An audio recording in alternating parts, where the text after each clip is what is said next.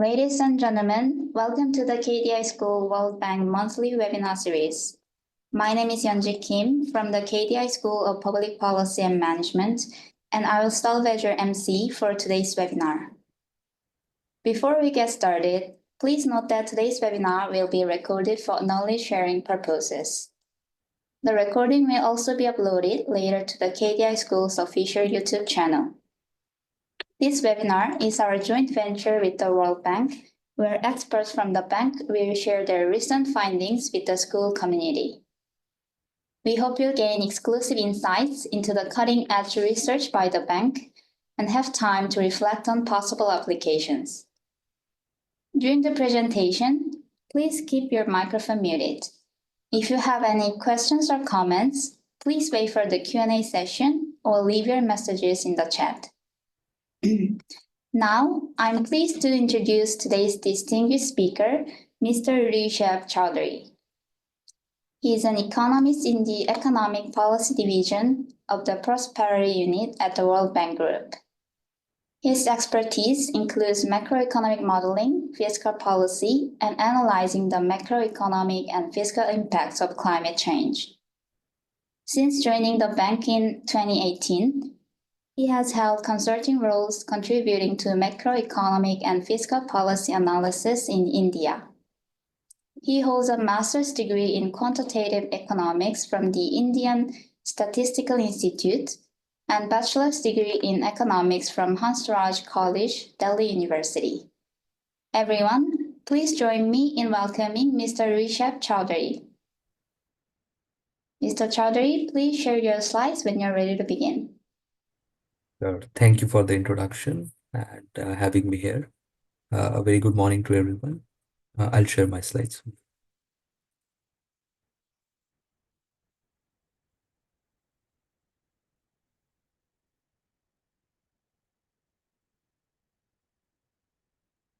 Please let me know whenever you can see the slides.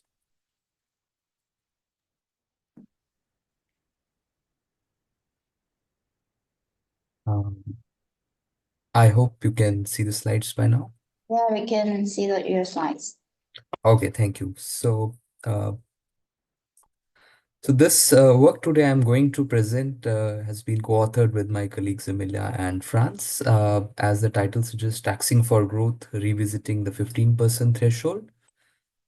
In this paper, we revisit this relationship between taxation and growth and extend the analysis to inclusive growth. When I say revisit, it means we are building on the existing work that has been there around exploring this relationship. So I'll structure my presentation in 4 broad parts. I'll first start with the motivation around this paper, why we did this. There's a World Bank corporate scorecard.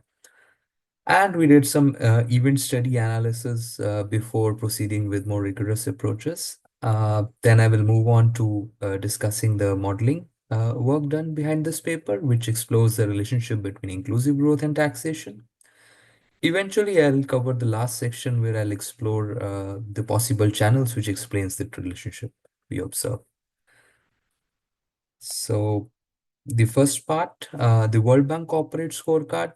Well, it's an accountability mechanism where the World Bank tracks its progress on development priorities.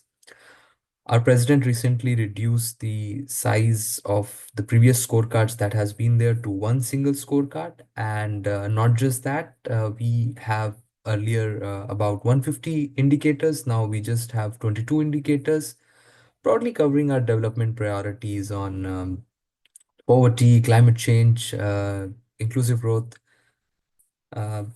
And finally, on this, we have moved from more like harmonization of these results indicators with other multilateral institutions, which was one of the G20 priority.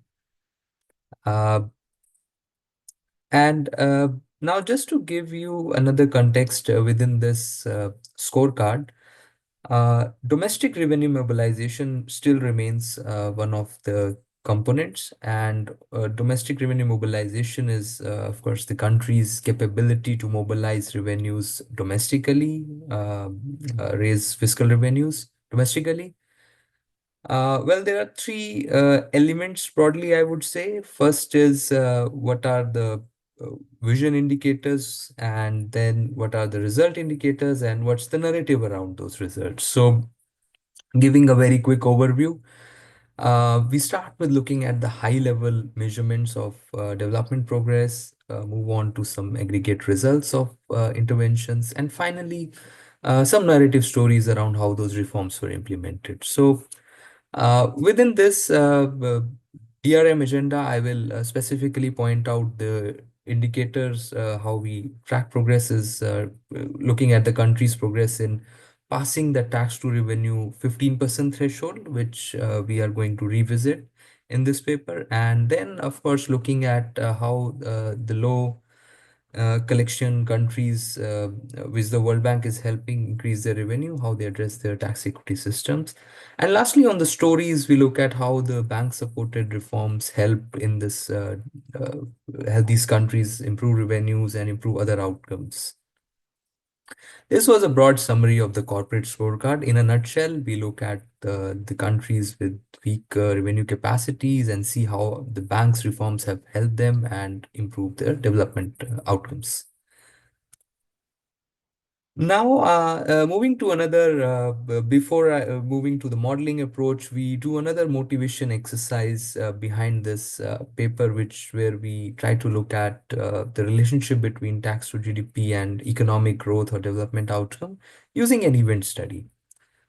So, what is the objective? The objective here is very clear. We want to see whether that increase in the tax to GDP ratio of a country preceded a country's transition to a higher income group.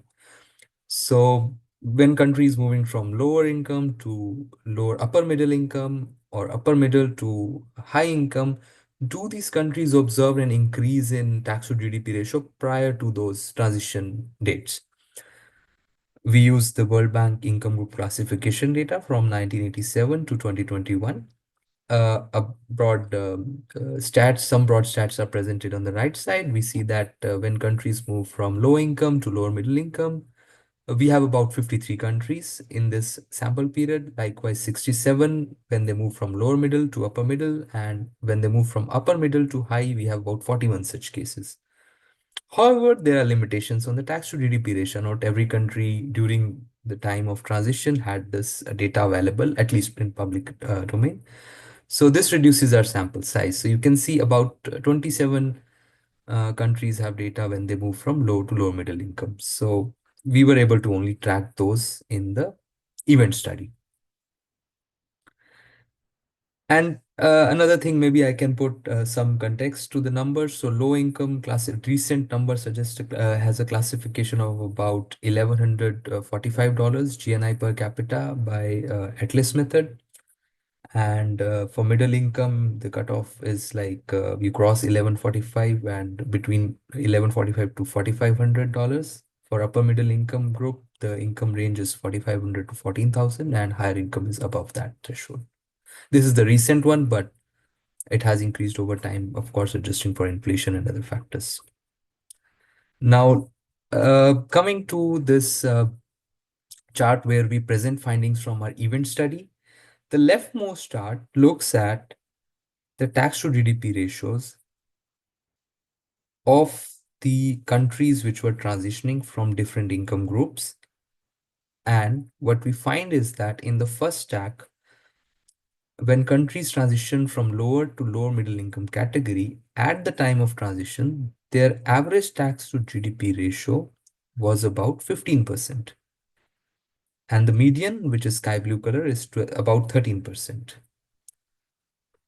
Similarly, we see that the tax to GDP ratio from when countries transition from low middle to upper middle was about 23, and correspondingly it was 25% for transition from upper middle to high income group.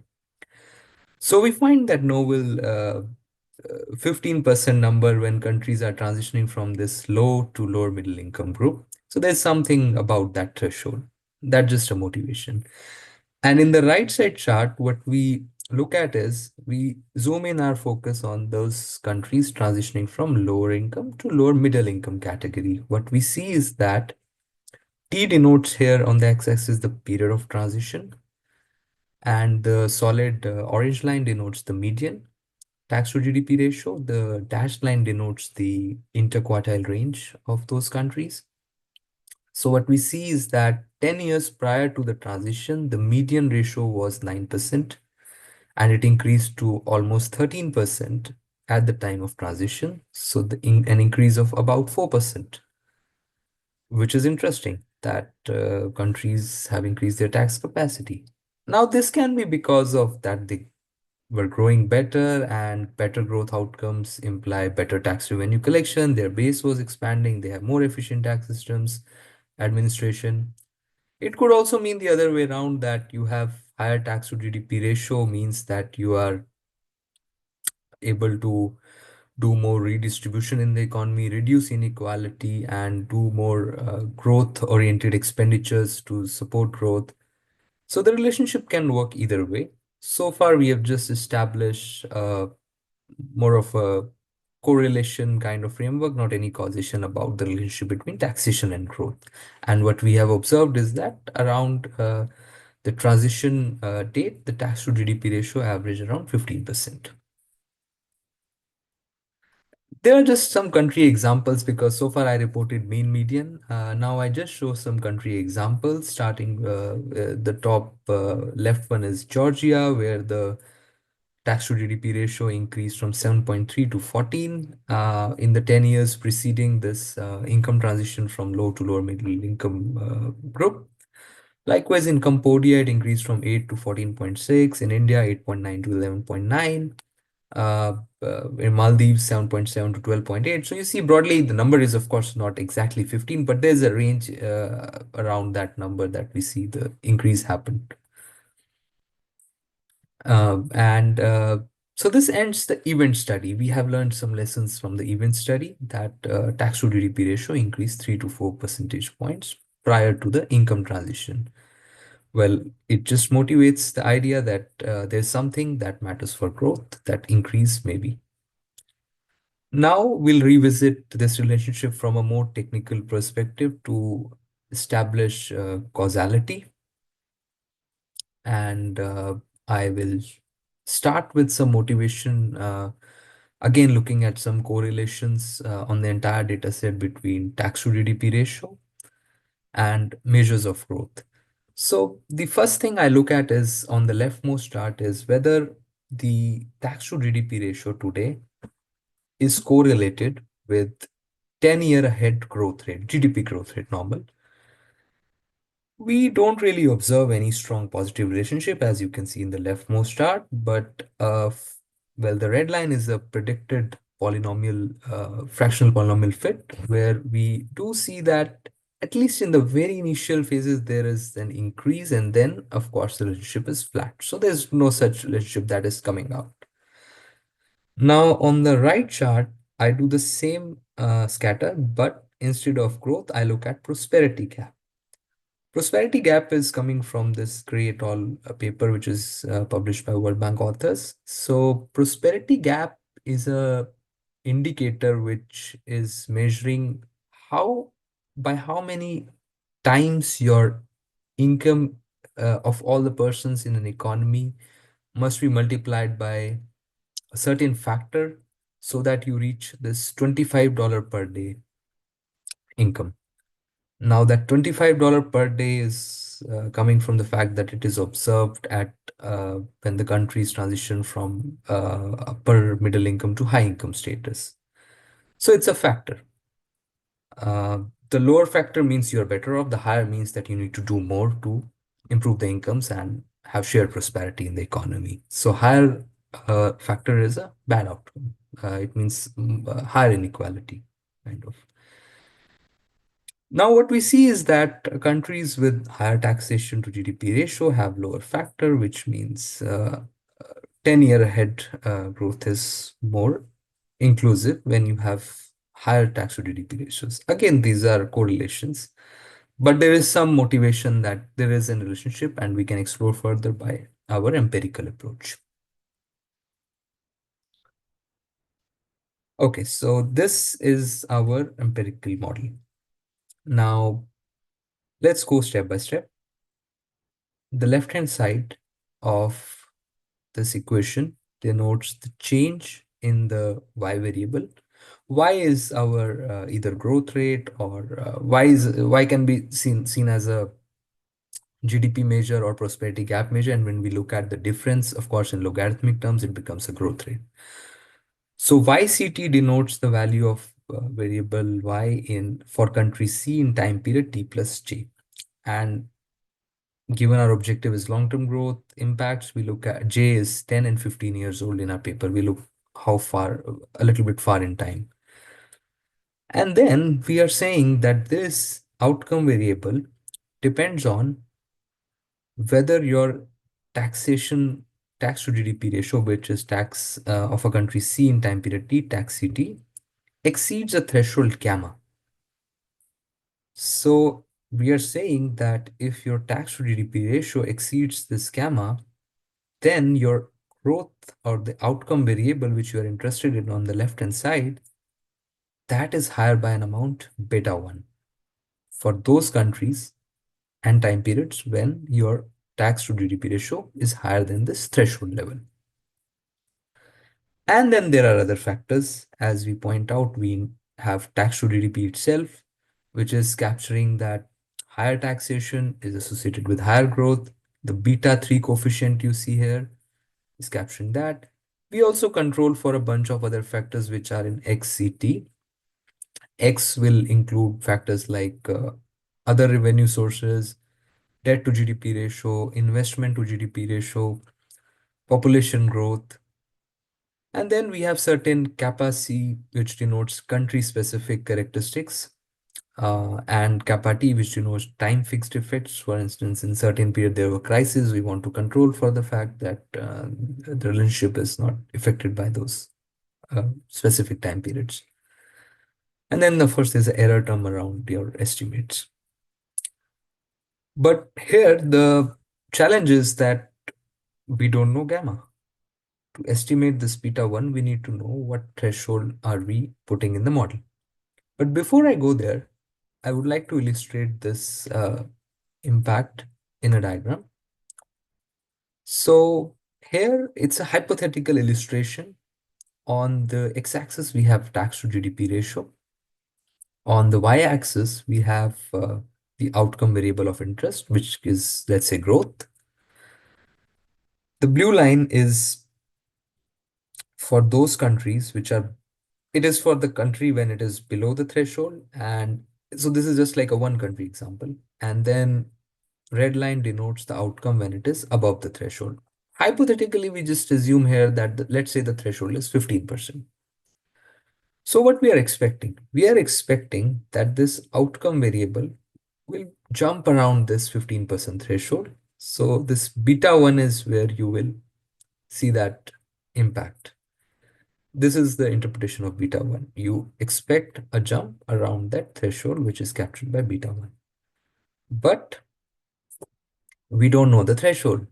So what we are going to do is, as I mentioned in the previous slide, we will do a grid search. We will run this model for different values of gamma between 7 to 30% of GDP, and increase it by a marginal amount, let's say 0.1, 0.2% of GDP, and look at the values of beta 1, this beta 1, for different values of those tax to GDP ratio. And eventually, we will see where this value is maximized. That is where we will observe that the threshold has the maximum effect. So in this slide, the left-hand chart is precisely doing that. What we see is that tax to GDP ratio is on the x-axis. On the y-axis, we have cumulative growth rate. So that's why you see the numbers are higher, because it's a 10-year growth rate cumulative. And what you see is that the beta 1, which is capturing this cumulative growth rate, it takes a maximum value somewhere closer to 13%. First and foremost point to note is that beta 1 here is positive and statistically significant, which is shown by this shaded band of 90% confidence interval, which means that The effect is there. There is a change. There is a jump. But where that jump is maximum, now we search that point, which appears to be closer to 13% in our chart. Similarly, our goal is to do the similar analysis for prosperity gap. But with prosperity gap, the interpretation is the opposite because higher prosperity gap would mean that you need to, there's more inequality. You need to multiply your incomes by a larger factor to reach that $25 threshold. So here we are interested in minimizing that beta 1 coefficient. That's why in the right chart, what we observe is that the minimum value of that beta 1 over this range is achieved again around 13% threshold. Now here I have presented, and another thing I would like to mention before that, it is statistically significant, the negative number. So the impact is still there. There is a decline in the prosperity gap indicator around that threshold. So here I presented the case for 10-year ahead growth rates and 10-year ahead prosperity gap. In the original paper, we do have this 15 years ahead as well, and the range is broadly the same, 12 to 14% for the threshold for both the cases. Now, in this slide, we are doing some predictions based on our model. So our goal is to look at whether when countries move from the lower growth rate, lower tax to GDP ratio of, let's say, 7% to 15%, the threshold which we are vouching for, what's the predicted value of the cumulative growth rate? So the left chart clearly shows that there is a higher growth when you have a higher tax to GDP ratio. And this is predicted value from the model where we control for other factors as well. The orange whiskers are showing the 90% confidence interval around that growth. Likewise, in the right-hand chart, we see that if we look at prosperity gap as an indicator, we see that prosperity gap is lower when your tax to GDP ratio increases from 7 to 15 percentage points. So the impacts are visible even in a more sophisticated model than just scatter plots. So far I have touched upon the motivation of why, uh, firstly, why it matters and the corporate scorecard, the event study, and eventually I moved on to a empirical model where we established the fact that tax to GDP ratio indeed uh, is relevant for explaining higher growth patterns.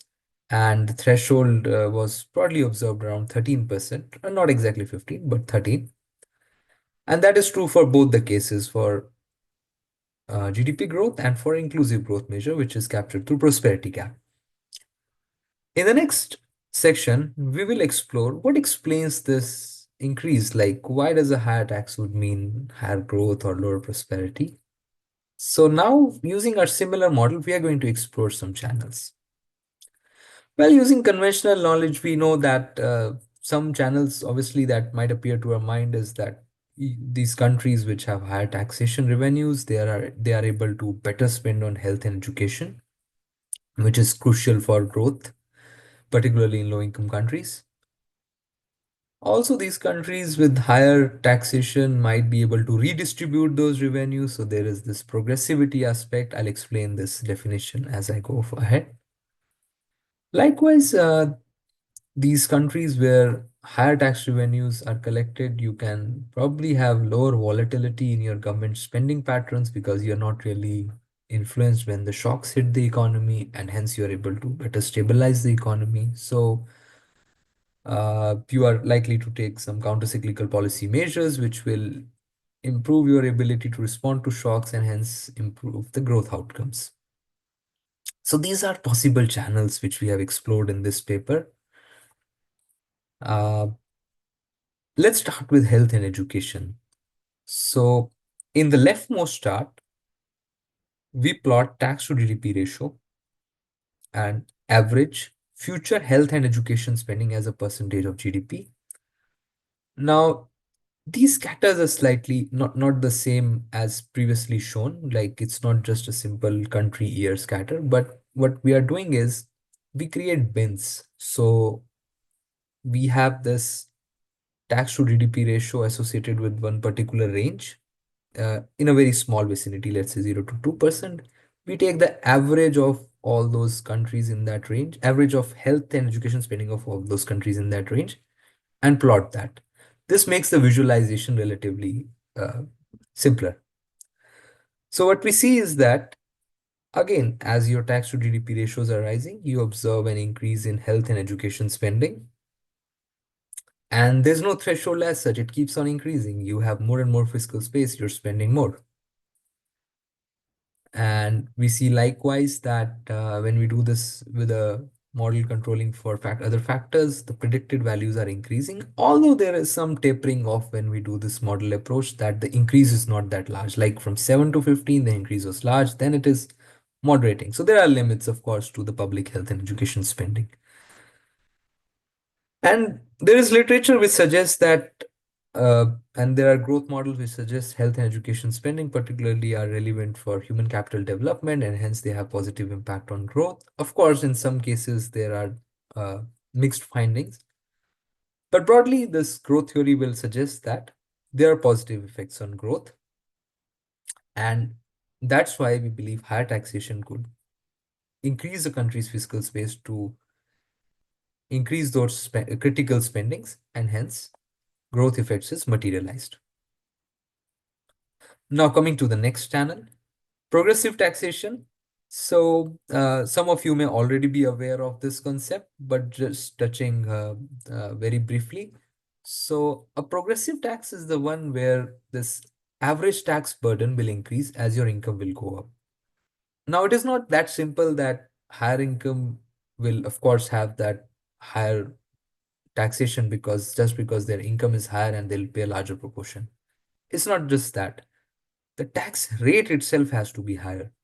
So when you make the higher income individual pay a higher tax rate, as you can see in the left, in the right chart where this example is presented. So we see that as your income is going up, the tax rates are increasing. Now this makes the system more progressive. The definition might be very obvious for some of you, but just thought to start with this. Now, why does it matter? So likewise, using the similar bend scatter plot, we show that as the direct taxation in the economy increases, the proportion of direct taxation, you observe that in the leftmost chart, the y-axis is prosperity gap.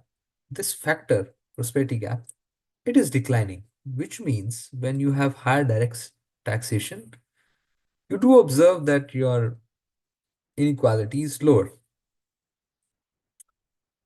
Now we test this in again the similar model setup and do the prediction controlling for other variables.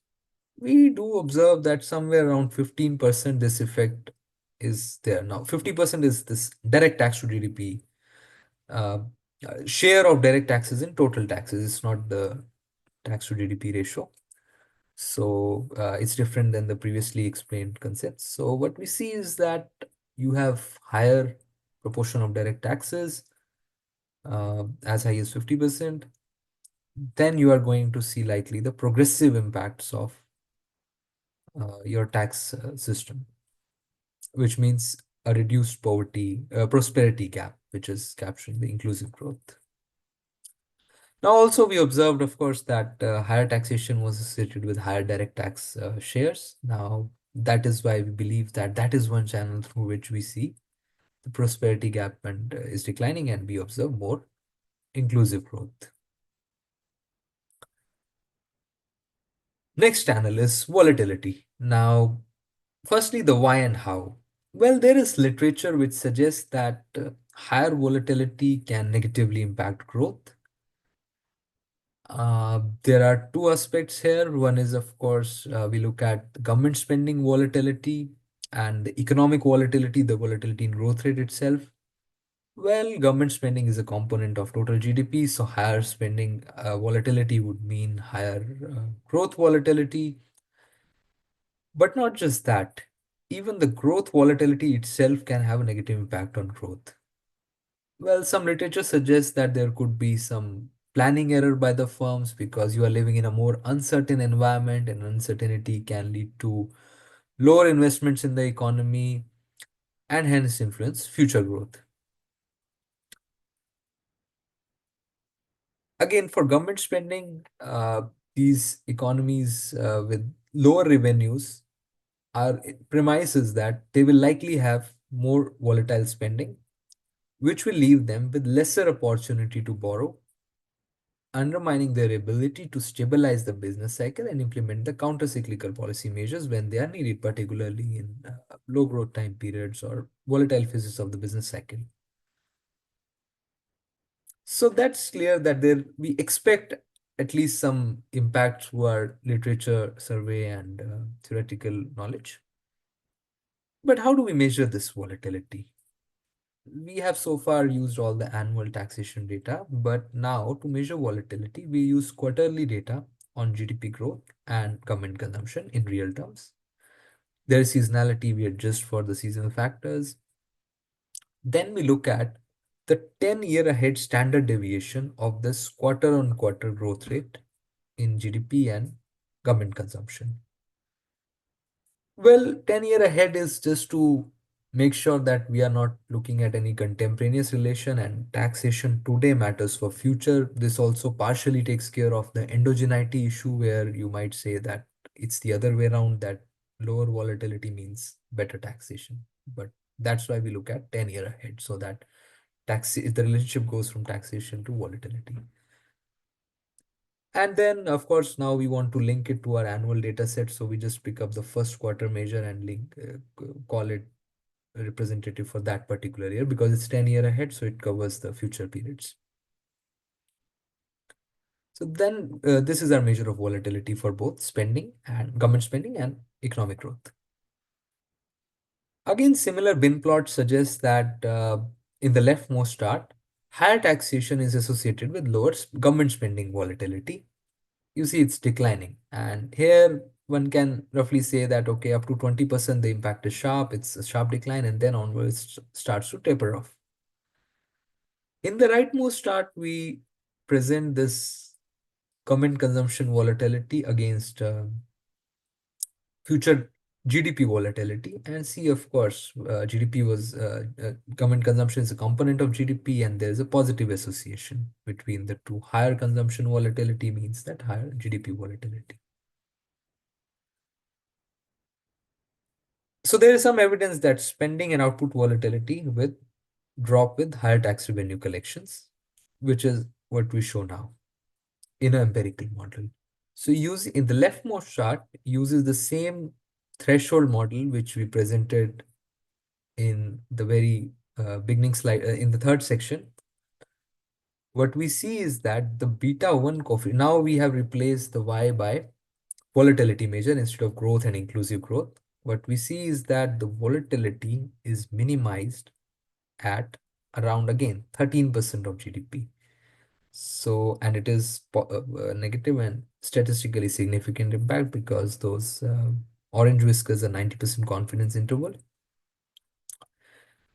So again, there is motivation that this channel is at work around that threshold. And the right-hand chart is just doing the same approach. We look at the predicted values and we see that as you come closer to 13%, there's a sharp decline, but afterwards it's more or less flat. The volatility is more or less the same for countries in that higher bracket. But as you approach 13, then there's a decline. Okay, so this is my last slide on conclusion. What we have learned today is that from this paper that government, when they collect lower tax revenues, we have observed that there are negative impacts on growth because their capacity to invest in critical infrastructure can be limited, which we have not really shown on the infrastructure side, but at least on the development side, human capital spending and yeah, public spending on health and education, we have seen that can be limited because of tax capacity constraints, which can further exacerbate inequality and lead to over-reliance on debt. Now, higher debt can also, of course, have negative impacts on growth if you just keep on relying on debt and not on your domestic capacity. The cutoff we found is in the range of 12 to 14%. Well, now you will say why then 15%? The reason is we observed that about there is the standard deviation of this tax to GDP ratio was again around 2% over our sample. So then when we are setting targets for the country, it's better to be at 15% because there'll be volatility around that number. So aim a slightly higher number, and that stabilizes your future fiscal outcomes. And the channels we have explored, it was through more productive spending, more progressive taxes, less spending and output volatility, which further translated into better growth outcomes. Thank you.